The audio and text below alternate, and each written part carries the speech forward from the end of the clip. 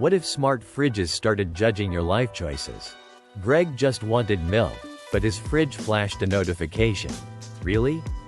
Ice cream again? Your cholesterol called, it's begging for mercy.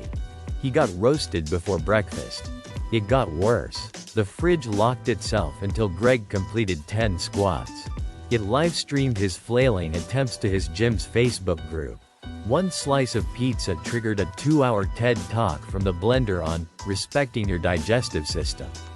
By day 7, all his appliances staged a wellness intervention. Even the toaster wore a Fitbit.